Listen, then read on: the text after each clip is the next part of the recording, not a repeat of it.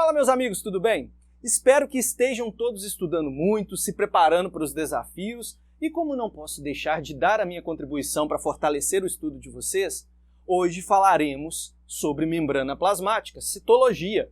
Mas antes não poderia deixar de lhe pedir para compartilhar esse vídeo, compartilhe com seus amigos, compartilhe com seus companheiros de estudo, dar o like, é muito importante dar o like para que eu possa direcionar como produzir novos vídeos, como que vocês estão gostando ou não dos vídeos do canal e também se inscrever no Instagram, @profgleidson, porque lá tá rolando uma interação, sempre tem uma perguntinha nos stories, tem alguma coisa no feed, uma dicasinha.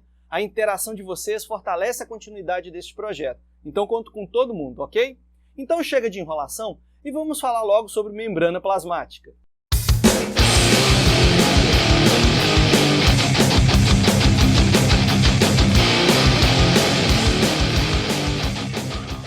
A membrana plasmática é uma membrana muito fina que envolve e protege as células, visível apenas no microscópio eletrônico, então não é nada grandiosa.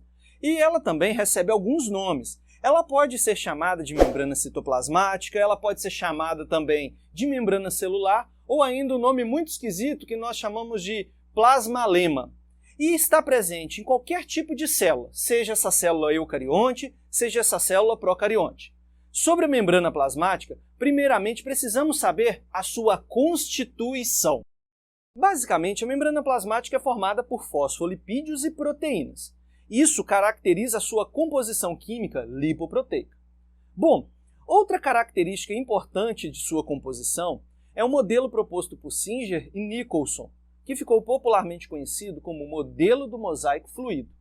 Neste modelo, eles sugeriram que a membrana plasmática seria dotada de uma matriz lipídica, seria constituída por lipídios, gorduras, formadas por duas camadas fosfolipídicas, e nesses fosfolipídios, estariam inseridos proteínas.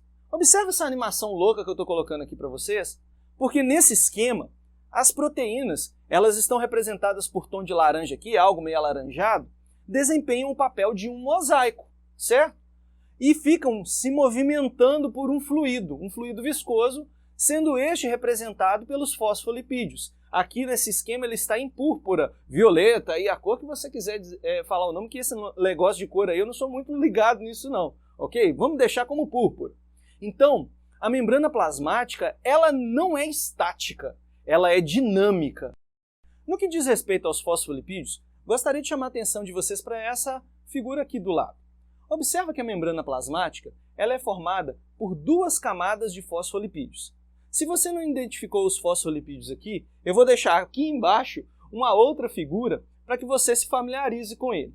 Ele basicamente é essa estrutura com essa cabeça aqui arredondada, né, que nós temos uma constituição à base de fosfato, e duas perninhas aqui embaixo que representam os lipídios, ok? E por falar em lipídios, eu queria chamar a atenção de vocês que eu vou deixar um card por aqui nessa telinha para que você acesse a aula sobre lipídio também. Está bem completinha, dá para você se inteirar de tudo que diz respeito aos lipídios. Assista, eu garanto que vai ajudar bastante na compreensão sobre essa questão dos fosfolipídios, porque eles possuem características próprias, ok? Então, lembre-se que os fosfolipídios possuem um caráter anfipático, ok? Desta forma, a cabeça ali, que ela é formada pelo fosfato, ela tem uma afinidade hidrofílica. Ou seja, essa cabeça na membrana plasmática vai ficar voltada para regiões onde existem água. Já as perninhas, que têm constituição lipídica, elas são hidrofóbicas, elas têm repulsa à água, medo, né, vamos dizer assim. Então, essas perninhas ficarão voltadas para a face interna da membrana, onde não há água. Ainda na membrana plasmática, como dito anteriormente, temos a presença de proteínas. Podemos classificá-las de algumas formas. Primeiro, como integrais, quando estas proteínas elas acessam as duas extremidades da bicamada lipídica, ou seja, está na face extracelular e está na face intracelular, ok? E atravessa, então, nesse caso, os dois lados da membrana para facilitar sua compreensão. E do outro lado, nós temos as proteínas periféricas, quando aparecem aderidas mais superficialmente, ou elas estão na face mais externa ou na face mais interna, então ela não atravessa tudo. E as proteínas realizam algumas funções. Elas são enzimas e catalisam certas reações que ocorrem na membrana. Nós temos enzimas também que outras funcionam como receptores de membrana, possuindo um papel importante ali no reconhecimento de substâncias produzidas pelo organismo ou também vindas do meio externo. É assim, por exemplo, que os antígenos, que são aquelas substâncias estranhas ao organismo, são reconhecidas pelos linfócitos, que são células relacionadas com a produção de anticorpos. Também gostaria de chamar a atenção para uma aulinha que eu tenho aqui de sistema imunológico. Cardzinho rolando em algum lugar aí. Massa! Existem também proteínas que funcionam com função de transporte, que são proteínas transportadoras, ou também algumas pessoas chamam de proteínas carregadoras, que exercem também um papel fundamental na entrada e na saída de substâncias da célula. Viu como que as proteínas desempenham um papel importante aqui na membrana plasmática? Ainda sobre a constituição da membrana plasmática, se tratando principalmente de células animais, podemos encontrar alguns glicídios ligados a certas proteínas, ou até mesmo lipídios, ok? Glicídios ou lipídios, formando moléculas bem específicas. É o que nós chamamos de glicoproteínas, ou também, no caso com lipídios, de glicolipídios. Estas glicoproteínas e glicolipídios, eles se agruparão formando uma espécie de malha, capa, casca, do jeito que você quiser definir aí, com um aspecto gelatinoso e envolverá a célula, toda a célula. Esse envoltório mais externo à membrana nós chamamos de glicocálix, e eu quero deixar bem claro que não é parede celular, hein, pelo amor de Deus, é o glicocálix. O glicocálix confere proteção contra agentes físicos e químicos, então ele tem função protetora, que possam colocar em risco a célula. E também atua, por se formar uma grande rede, ele auxilia como retentor de nutrientes. E isso facilita o acesso desses nutrientes para o interior da célula. E uma das funções de maior destaque do glicocálix, que eu queria deixar bem claro aqui, anota aí direitinho no seu post-it, que vamos dizer assim que o glicocálix ele está envolvido com o reconhecimento de células de uma mesma variedade, ou até mesmo tecido ou mesmo órgão. O que eu quero dizer? Isso está ligado diretamente com a capacidade da célula de identificar os seus semelhantes. Então elas se juntam, elas se agrupam. Células iguais, quando elas se identificam, elas vão se agrupar. E a parte que permite a célula identificar se uma célula faz parte da mesma, vamos dizer assim, variedade dela ou não, é por meio do glicocálix. Outra estrutura que merece um destaque e é exclusividade também de célula animal é o famoso colesterol. Na nossa imagem aqui ao lado, o colesterol está inserido ali perto dos fosfolipídios e ele está com a coloração ali amarelada, certo? Ele é responsável por controlar o excesso de fluidez da membrana plasmática. Isso graças aos seus anéis esteroides, que são planos. Isso permite uma ligação mais coesa da membrana plasmática. E, além disso, aumenta a propriedade da membrana plasmática de barreira. Isso auxilia bastante. Queria só reforçar sobre essa questão da fluidez, porque se a membrana plasmática não tivesse colesterol, ela teria uma condição de fluidez muito aguda, muito exacerbada. Então os anéis do colesterol dão uma segurada na onda ali dos fosfolipídios. Então ela tem um movimento mais contido justamente por conta dos anéis esteroides do colesterol. Legal? Para que a célula possa desempenhar melhor determinadas funções, a membrana plasmática ela pode apresentar certas modificações ou certas especializações. Vamos falar destas especializações começando abordando a respeito sobre as microvilosidades. As microvilosidades nada mais nada menos são que projeções para fora da superfície da membrana, ou seja, as famosas evaginações. E que, se observarmos por um microscópio eletrônico, que somente dá para observar por esse instrumento, podemos descrever que as microvilosidades elas se assemelham a dedos suspensos. Determinados animais apresentam estas estruturas em suas células, com função, por exemplo, de aumentar a superfície de contato com as substâncias e, consequentemente, aumentar a condição de absorção. Calma, pode ter parecido um pouco complexo isso para vocês, mas para facilitar a sua compreensão, Eu cito que no tecido que reveste o nosso intestino delgado, tecido de revestimento, por exemplo, as células possuem essas modificações que aumentam a sua superfície de contato de membrana plasmática.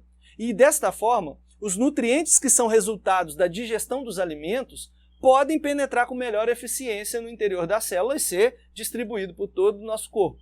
Isso garante também uma absorção mais rápida e mais eficiente. Outra especialização que podemos destacar são os desmossomos. Os desmossomos são modificações na membrana que permitem que uma célula mantenha-se unida a outra célula vizinha. Ou seja, sua função é nada mais nada menos que união.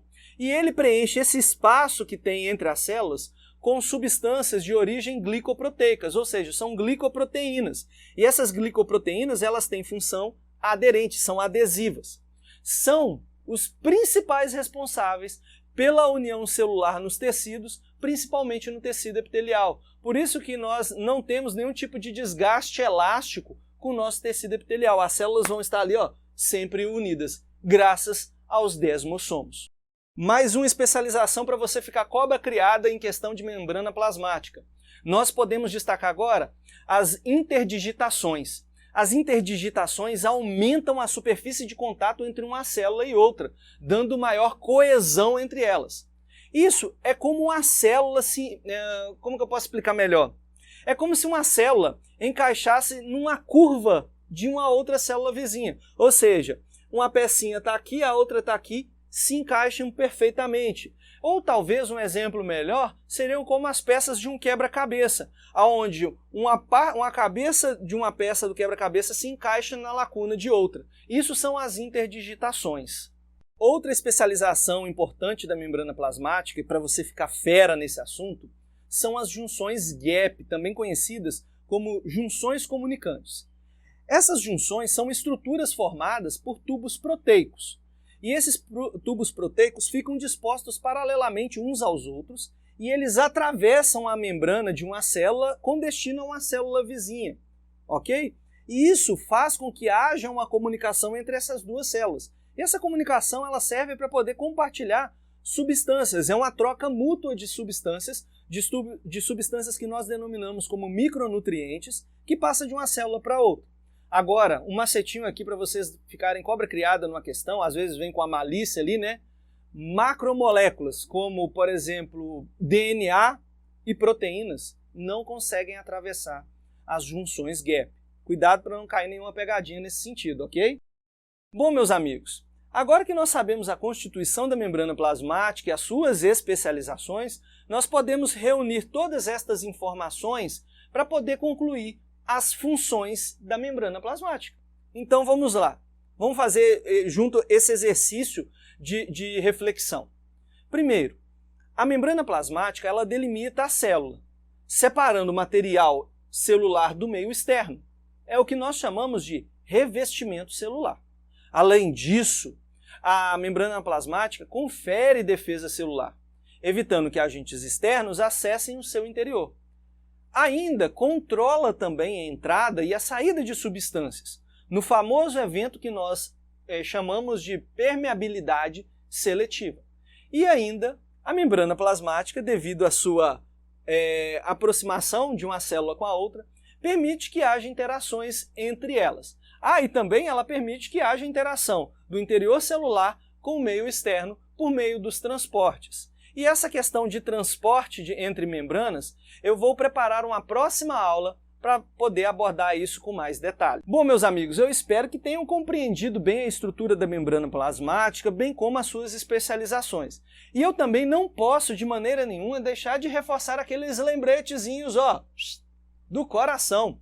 Curtir esta aula, comentar aqui, vamos bater um papo legal, esclarecer dúvida. Professor, fiquei com essa dúvida nisso, aquilo, outro. Se você ainda não é inscrito, está assistindo esse vídeo pela primeira vez, se inscreva no meu canal. Estou me esforçando muito para poder levar conteúdo de qualidade para vocês. Ative o sininho para poder ser informado das novidades. Me adicione no Instagram e não esqueça de compartilhar também com seus companheiros de estudo. Quando fizer um estudo, estiver levando legal aí os assuntos sobre biologia, assistindo o meu canalzinho ali, faz uma selfiezinha. Me marca lá no seu Instagram, @profgleidson, faço questão de compartilhar o seu story também, ok? E no mais, até uma próxima aula. Tchauzinho!